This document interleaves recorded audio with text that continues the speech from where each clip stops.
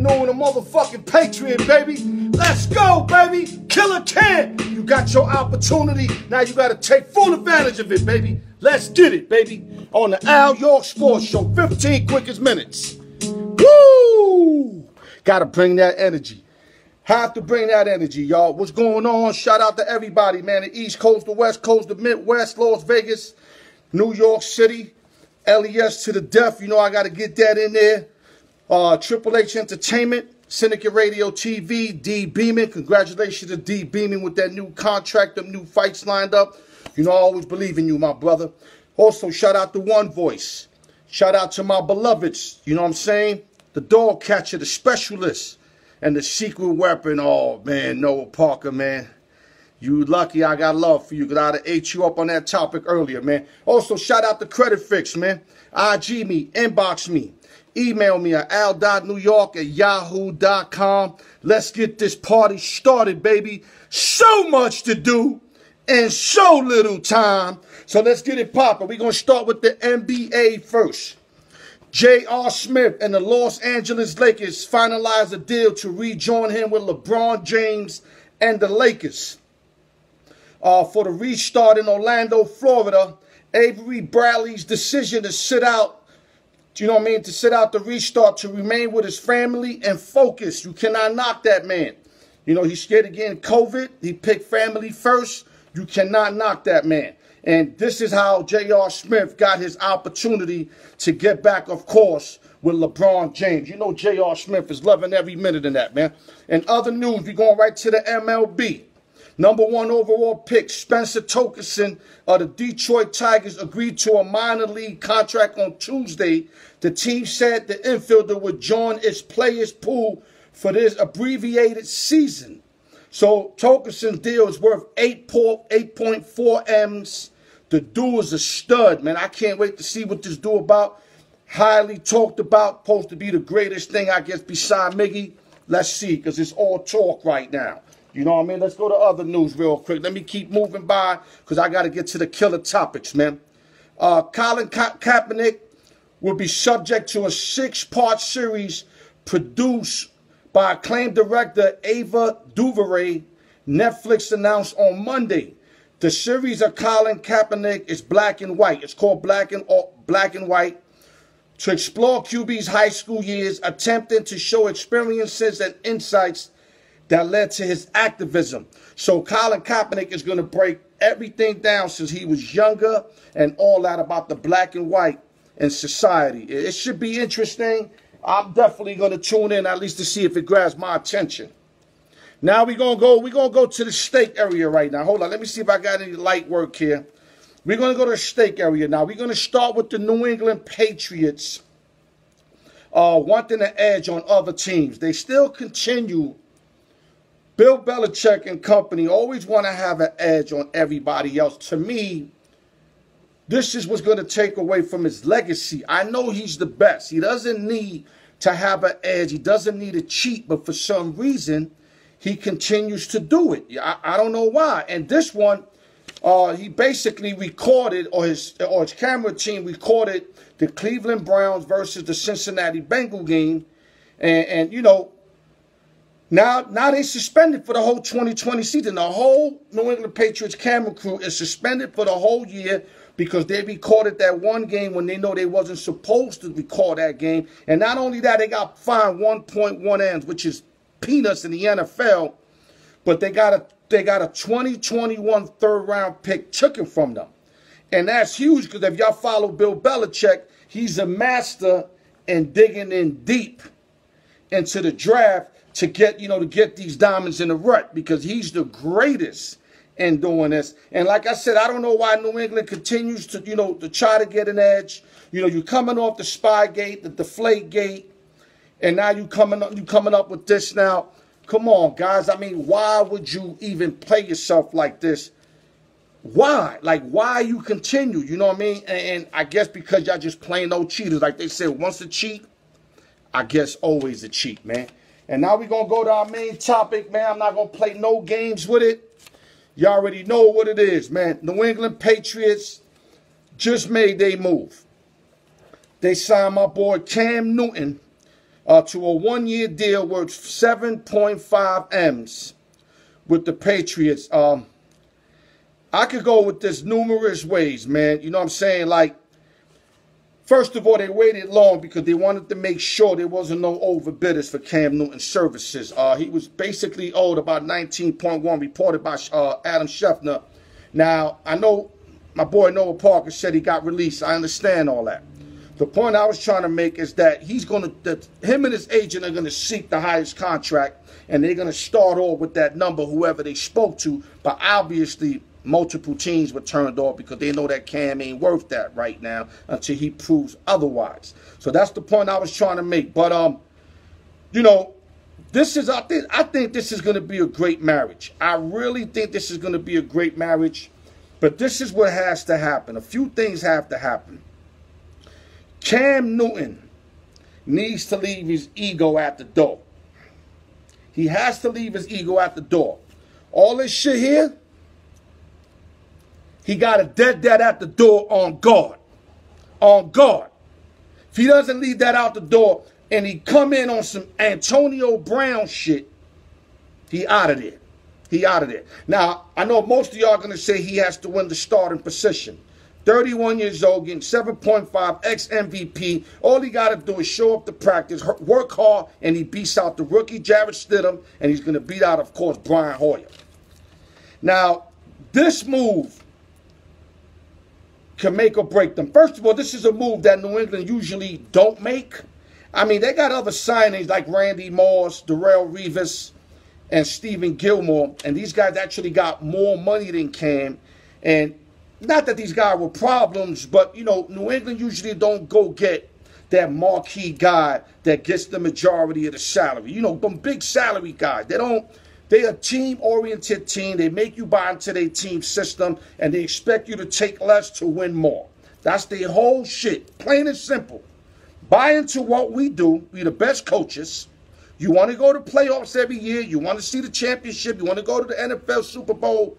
You got to take less and believe in what we're doing. And yes, a lot of people bought into that program. But unfortunately, as the years progress, you got dudes that you got to pay them something. And, you know, Randy Moss, basically, they got for cheap. If I'm correct, they got him for a 4th round. And he probably made about 5 M's, if I'm correct. So they got a steal for him. Revis, they had to pay. And Gilmore, they had to pay. They had to pay both of them. Now, Cam, 7.5 in today's contract world is basically minimum wage in the NFL. I mean, it's above minimum, but it's mediocrity. That's all it is. But he has the opportunity right now to change his whole career around. Right now, if he comes in that door and drops his ego at the door, and if I'm Cam Newton, what I would do, I will call Randy Moss up and be like, yo, Randy, what's going on, man? Where you at? Wherever you at, I got to get up with you. Take Randy Moss and go buy him the hottest watch they make. Go to Rolex and buy him the shit that just came out. Just, listen, whatever, get the top of the line Rolex, I got you. Sit Randy Moss down and tell him, listen, I need the blueprint. I need to know what you did for those 3-4 years you was in New England that kept you in New England and kept you striving. Show me the blueprint. Randy Moss needs to talk to him. Somebody needs to talk to him because, like I said, Cam is a me player, just like Randy Moss was a me player. You know, all this, I remember Cam did this on a Thursday night game against the Giants, down like 24-zip. Obviously, he's a me player, selling his brand. He's got to leave that at the door. I can't stress that enough. Also, what has to happen? What has to happen? Josh McDaniel and Bill Belichick has to cater their offense to benefit Cam Newton. And they will. Because if you see what Josh McDaniel did in Denver with Tim Tebow, and mind you, Tebow couldn't throw the ball for shit. They were moving the ball in Denver because they catered to with his strengths. Cam could throw the ball. Injury or no injury, I don't think that injury is going to bother him. He's been working out crazy. This is a perfect opportunity for a gentleman that was on top of the world in 2015, went to the Super Bowl, didn't jump on that fumble, and his life just flipped upside down. Flipped upside down.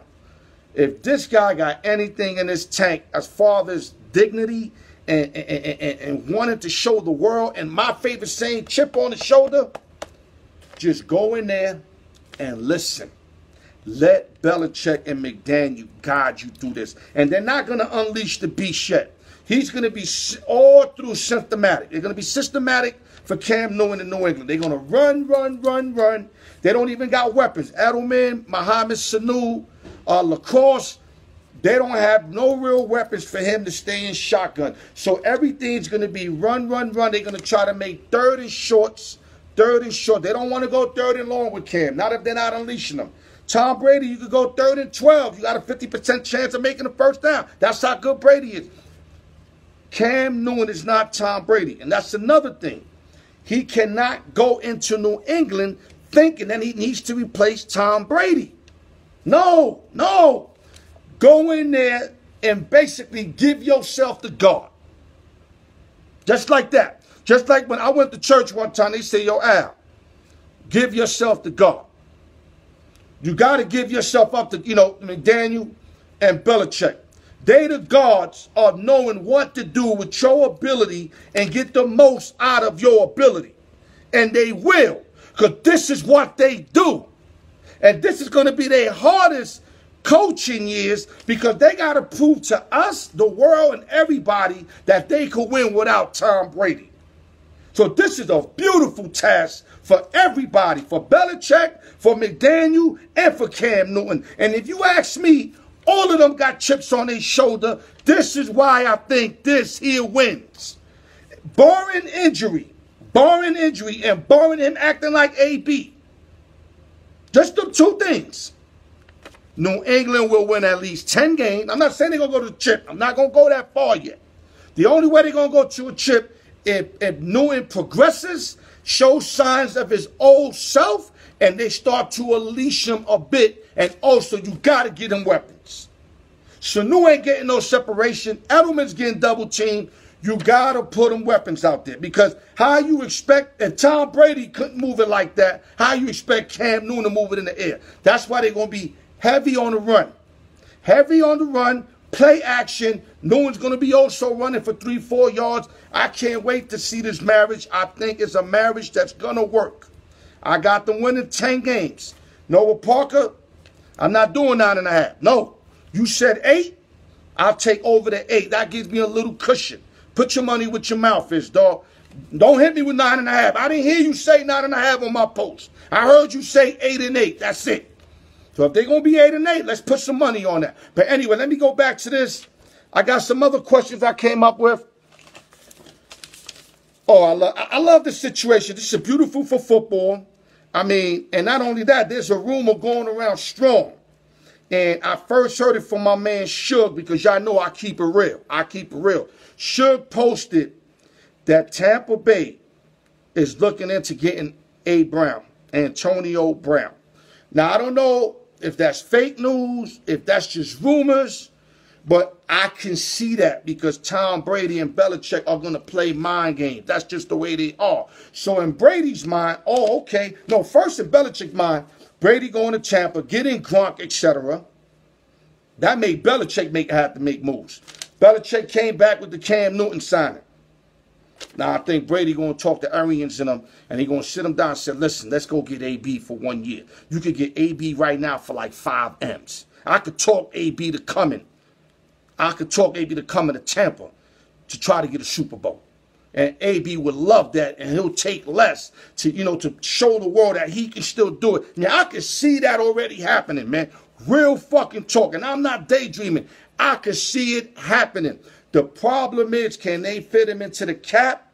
And if AB's willing to take the minimum, because if they can do that and put AB on a restriction, then anything's possible. But back to Killer Cam and the Patriots, I think, like I said, 2 things. All I'm saying is 2 things. He go in there and leave his ego at the door. And barring injury. If those 2 things take place, you're going to see a real good New England Patriot product on the field. And you heard it from yours truly. ALYORK Sports, a fan of Killer Cam. I hope he turns it around. I loved him in Auburn. I loved him in the years he progressed in Carolina. The guy's got talent. The only thing Cam got caught up with is his own brand. And when he started becoming that me shit, then dressing all crazy, is when he started going cuckoo.